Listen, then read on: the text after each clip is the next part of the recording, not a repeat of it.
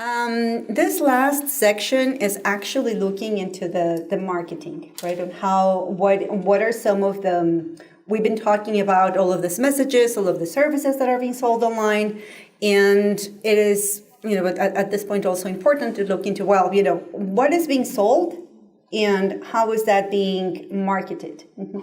And is marketing the only thing that people, are doing out there? And I'm saying just people because the truth is that we do not know who is behind most of the advertising that takes place online. Anybody can do it. I could do it. I could be doing that, right? I could be just going online and posting like "Lo paso por el paso," I get you, I cross you through El Paso, and because there is no control over who is behind this messaging. And I don't know if, I don't think we're collecting any comments online, but I know that some of our Facebook colleagues are listening in. So also if they have, you guys have my number, so you can call me if you have any, or you can text message me if you have any questions or specific comments that you want to make about the presentation. Okay. So here we start with some of the points, and again, I'm going to try to leave as much time as possible at the end for specific questions. So following, up to Jesus' question earlier on, what has changed and why are people in advertising services online? Why about crossing or providing any kind of assistance, right, that is being sold there?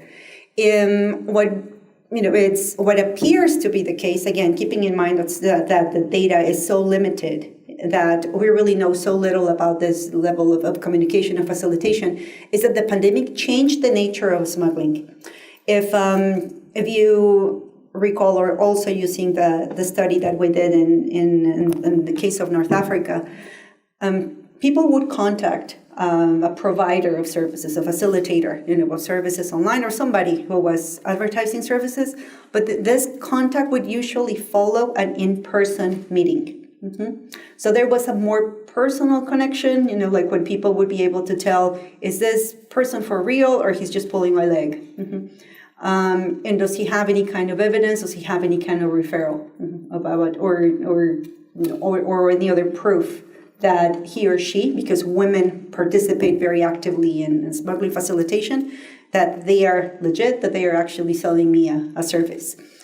And with the pandemic, that obviously changes.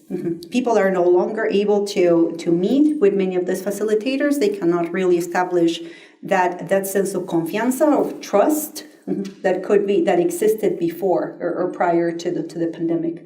We also see more people who, because of migration enforcement, get stuck along the way.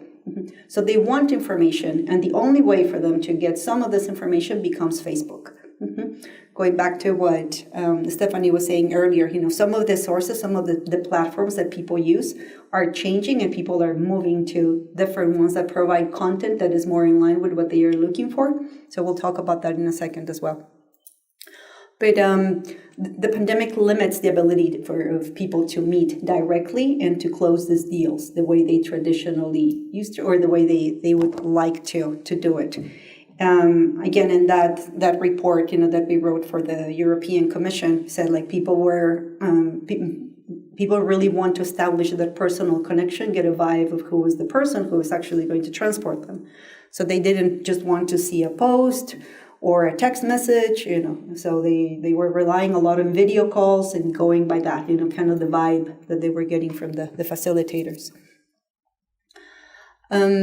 There's also a lot of solicitation for services. People going online, during the pandemic saying, "¿Quién me pasa por Piedras Negras?" Who has services available through Piedras Negras? Is there anybody that you can recommend that will get me through El Paso, Nogales, Matamoros, Reynosa? So people were also reaching out, seeking services, unable to many times to connect or to have another relative or friend who was already at that location. So we see many of these searches for people looking for them. And then, I'll show some of those captures in a second. All of these responses that they will get from people DM me. inbox.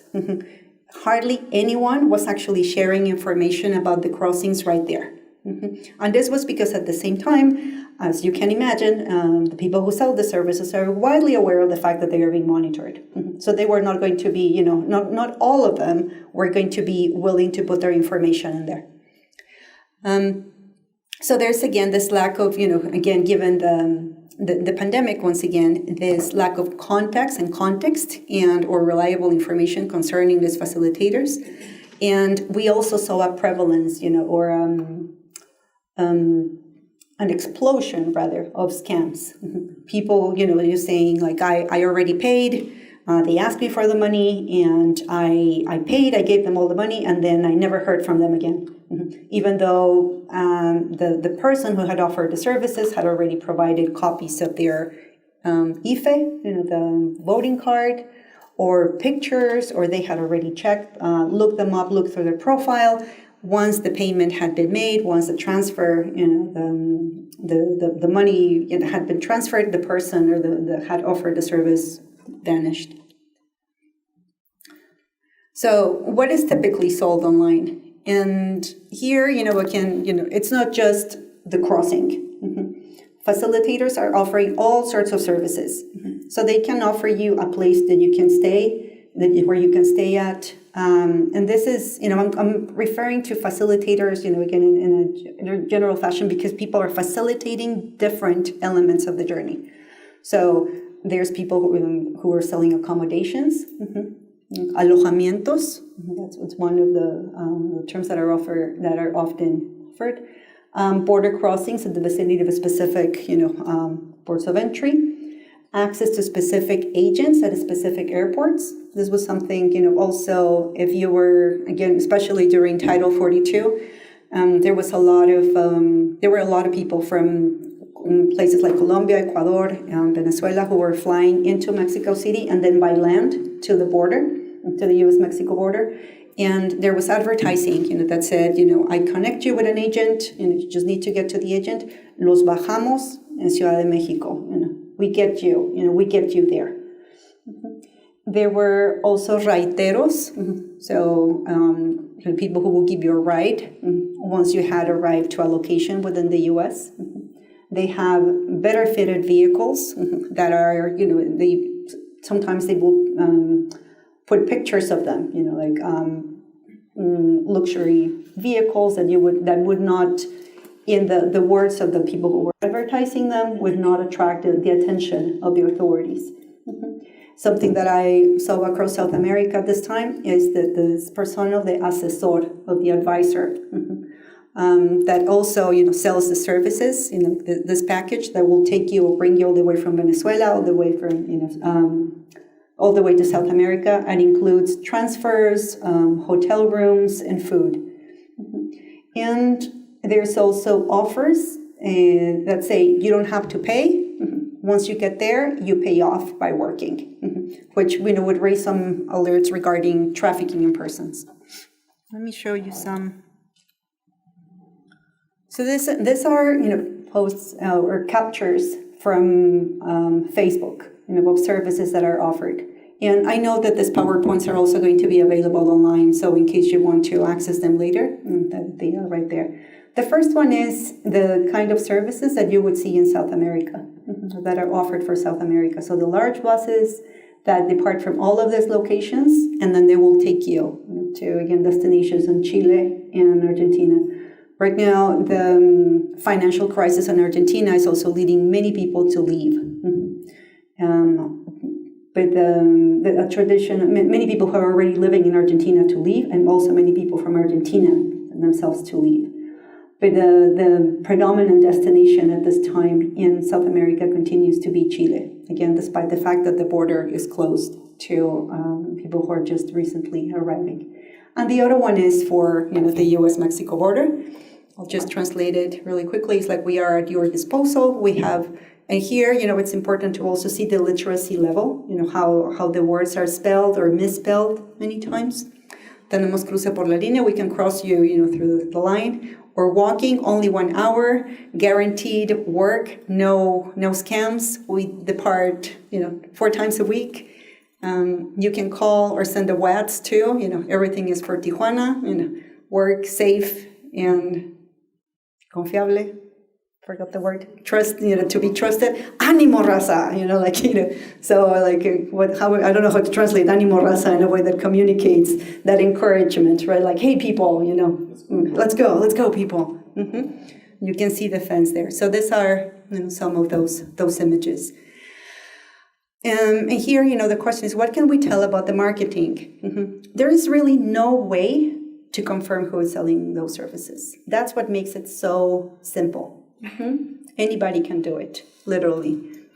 Services may be sold, but there is really no way to verify a success rate, who is, how effective a specific facilitator may be, or a specific person who is selling the services. We cannot confirm the validity of any of the statements that they make or their trustfulness. Not all the marketing is the same, and you're going to see some of the examples. Like some again are just very, that will be more, if we want to call them more professional looking. That looks like the person had a little bit of knowledge on how to manipulate images, like the first one. The other one is, like I just put the message on top. I am going to talk also with the people who actually develop, who are content developers and have videos and other content online. So that's so we know that not all the marketing is the same. So the posts are really are revealing of different skills and literacy level. What may also be the case, and here again, the data is very limited. So it doesn't intend to be a conclusive statement about any of the practices, just for all of us to have a sense of how it works. Those who post may be actually providing independent services. People, again, who are taking advantage of an opportunity gap. Like, well, I'm in Mexicali, I may be able to drive somebody, to the fence, or I have a contact who can pick them up once they cross the fence. So these are, messages and very, straight, straightforward messages that offer, this specific services at different stages on the border.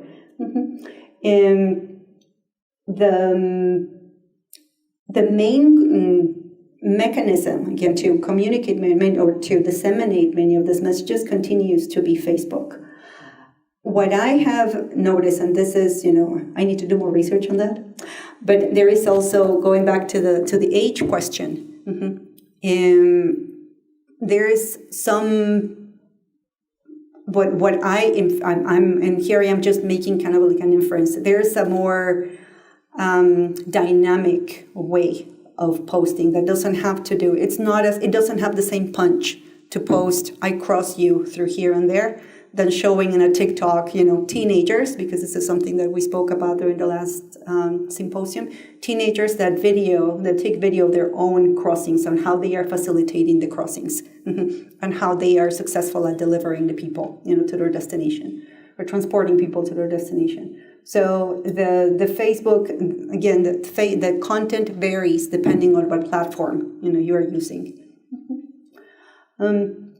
The accounts, as you can imagine, the accounts used to post, some of the services are often fictitious. So once you start clicking on, so here's the name of, you click on the profile to get access to who is actually posting this information, you realize that there is nothing there, or that everything they have posted is connected to the facilitation of the service. Many of them have actually a ton of friends or followers, but there is really no way of figure out who this person is, or if he or she are real. And something that going back to the first part of the presentation, people do not only consume the information. It's not like, oh, he can cross me with a camargo, so I'm just going to go and do it. People often ask for proof. Like, do you have any pictures of people who have crossed? Who can I call to confirm that this actually happened? Do you have, is there a referral, or do you have any recommendations, any reviews? And this is, like another example of some of the marketing that I was saying. This is super simple, Cruce, again, spelling the words, de Camargo, Tamaulipas, to Houston, Texas, so crossing from Camargo to Houston, and the variation in terms of the fee, how much the fee is depending on what country, the person is from. So this were, back in January when this was captured, you were looking at $7,000, people from Mexico, Guatemala, Honduras, and I just forgot. El Salvador, thank you. And, and the fee is higher for people from South American countries, including Brazil, Argentina, Colombia, Ecuador, Peru.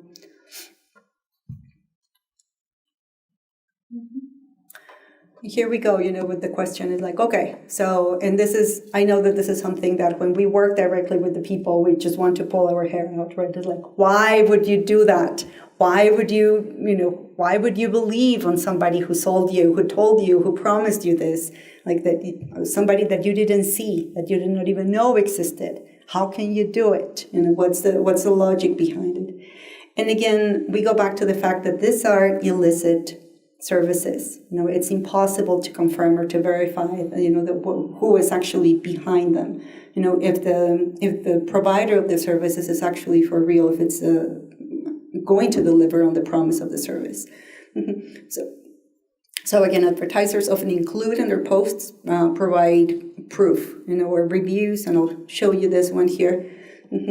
Of, like, yes, this is somebody who made it. Like, look at how much they suffered and what they went through, but they finally made it.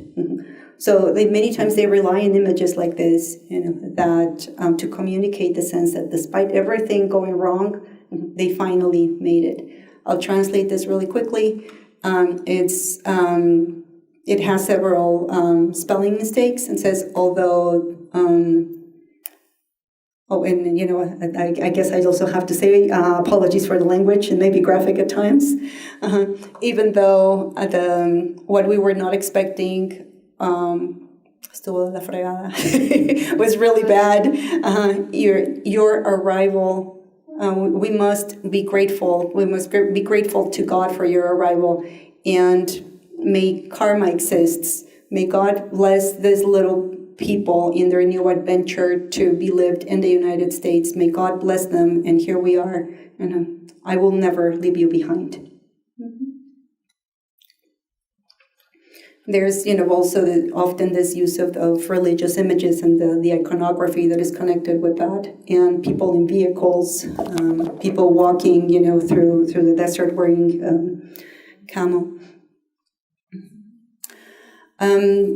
What would be another reason, for people, after this, if I see a religious image and people who actually look like they went through the journey, like they may actually be engaged in that one.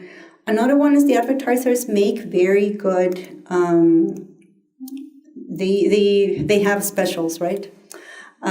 So they may provide very convenient payment options. Like you don't have to pay up front, you just you pay on delivery. Or you pay half now, or it's only I won't get your money. You will deposit it with somebody else, and then once you get there, you can give me the rest. So it makes the providers make it convenient for people, and arrangements that are more that seem more attainable or more feasible. Services, again, may also offer other advantages, like the alleged opportunities to pay your fees through work once in another destination. For example, this one that I have right in front of me, and I'll be happy to share some of, if you are interested in some of the data. For example, this one says for 22,500 pesos, that's about maybe around $13,000 at the current, rate. You can get a job as a gardener, construction, agriculture, roofing, carpenters, painters. And for women, you can go and become housekeepers, babysitters, or paint houses. So there's these offers that, again, are associated with both the journey and the opportunity to travel, to work, which may also make them attracted to people. So now we look at the perspective, from the perspective of the people who facilitate the services. Many of them are willing to answer your questions. Actually, when you go online and you tell them, in my case, I don't obscure the goals of my research. I tell them I'm a researcher. You can look me up online, and this is what I do. And of course, like many of them are going to tell me, I'm the greatest, I'm the best, I'm the fastest, I've never left anyone behind. And other people are going to tell me, like, I cannot guarantee you anything. That's the way smuggling works. If somebody makes it there, it will be great. And if not, there's nothing we can do. We try, we offer specific arrangements, and this is what comes out of them. But in short, it's very hard to tell, how effective this marketing is. We know that, or it appears rather, that most offers are fraudulent, and they definitely carry negative outcomes for the purchaser, whomever is trying to buy or acquire some of the services. What I find very interesting is how many people, again, go online after they have been scammed and expose the scammer. And because they have copies of their IFE, their voting card, or pictures of the person with their children, they pretty much burn them. This is, in very graphic terms again, this is the kind of person who took my money. If you know him or her, don't give them your money. They are only, they are scammers. Solo te van a estafar. So there's a lot of those conversations online. But sadly, hardly anyone reports. When you encourage people, like, if you have the receipts, you could actually go. Many times it's the shame, like, I'm not going to go to the police department and tell them that I gave my money to a smuggler. Many other times it's like, no, because maybe I may be able to recover some of my money. There's still that hope and that expectation that something good may come out of it. Something that a lot of plenty of advertisers are complained about is that people often just ask. Nomás me quitan el tiempo. They just waste my time. And like I actually, after I talked with somebody, one of them, said something along those lines. Out of 100 that asks for information will do business with me. So it's not, and you can see the level of response, after that. And I have often wondered if they don't do this on purpose so that they can get additional business. Because as you can imagine, all of those comments are like, hey, can you give me information? Like, are you actually working on this? Can you recommend somebody? So it may actually be part of another way of expanding the scam.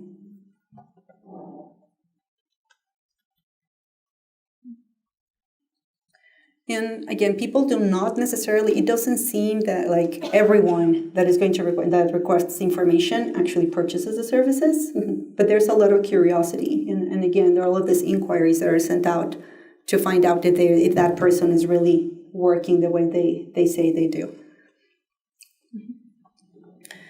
And something that I think that we don't talk about much is how, and I think it was at the last event that somebody brought up the fact that teenagers were also being recruited to provide many of the services. But social media is also a platform, for facilitators to recruit assistance or at least advertise the requests for support. So here, the one that we have here is urge levantador, alguien que quiera chambear, no nomás hablen, échenle bien. I'm in an urgent need of somebody who can do a pickup and somebody who wants to work, not just talk. So reach out to me. And then this one, was actually this guy really needed somebody right away. I think was that around that time? I believe I collected this one around the time of the San Antonio the incident in San Antonio, if you recall, with the migrants perished in the back of a truck. There was a lot of demand for work, for assistance. So there was a lot of activity in several of the groups. So the next one is, I need somebody to do a pickup, somebody who is responsible right now on road 50, Highway 57, so that you can bring them up to San Antonio. It's urgent. This freaking, levantadores of nowadays, they just do whatever they want and they leave the job. They dump the jobs. So many times there's also, again, this conflict and arguments among the providers or the facilitators themselves. And again, this may be done to entice the curiosity of people who may be looking for services, and not necessarily because they are actually fighting each other or competing, over business. Most of those who engage in this kind of activity are men. Women hardly ever get into the back and forth over who was the right person to do the job.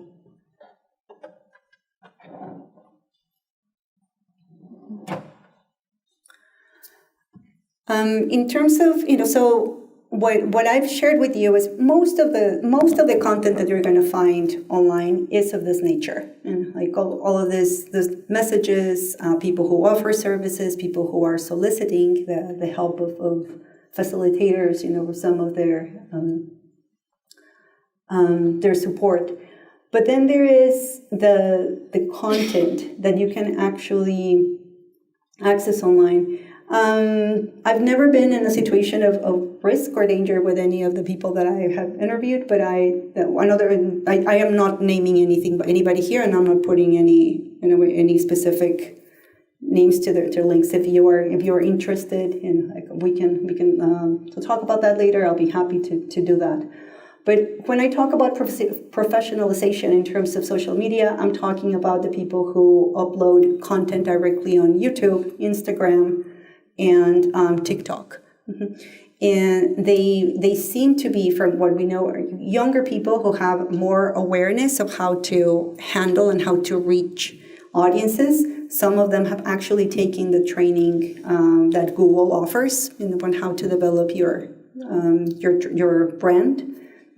And are very proud of the fact that they are followed, by tens of thousands of people. There's two of them that I've been interviewing over the years. One of them actually had reached almost 500,000 followers before YouTube shut him down.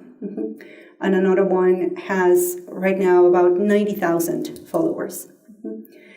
Again, and here the key, because I think it was one of the questions, is like, how come Facebook, YouTube, other social media platforms, how come they don't bring them down? They are not advertising services. So they are not they are not saying, call me, this is, we cross you. You're not going to find any Lo Paso en el Paso, and many of these ones. And here I'm talking again about those who have a very large following. That is how they have been able to remain for the platforms. So, but if you watch the content, you will see that in fact suggests that they have ties to people who are facilitating them. Many of them also upload the content from the people that they travel with, or also the guides who work for them.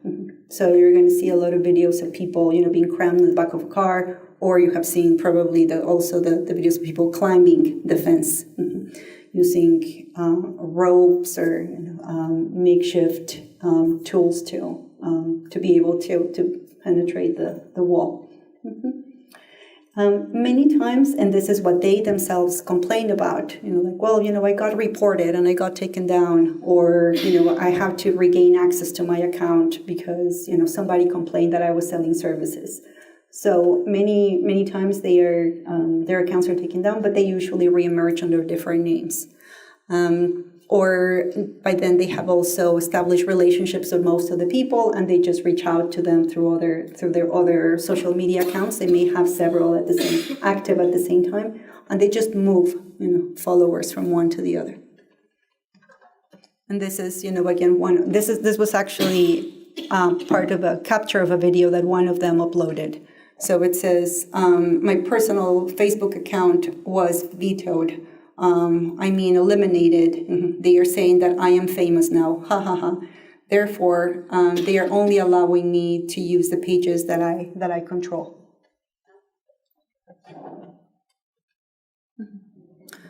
And so, here is what can we do? Why is it that these pages are not taken down?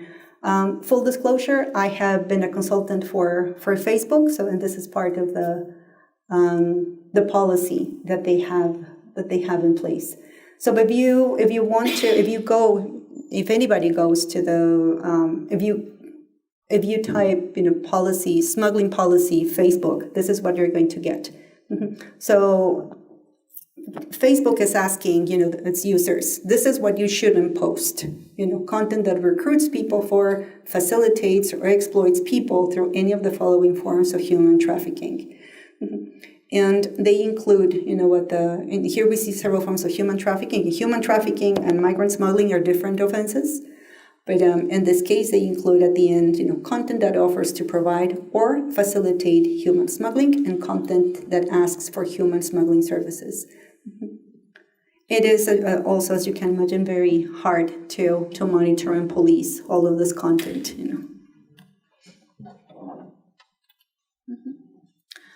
And this is the policy rationale that Facebook has offered or has provided for their decision not to bring down some of that content.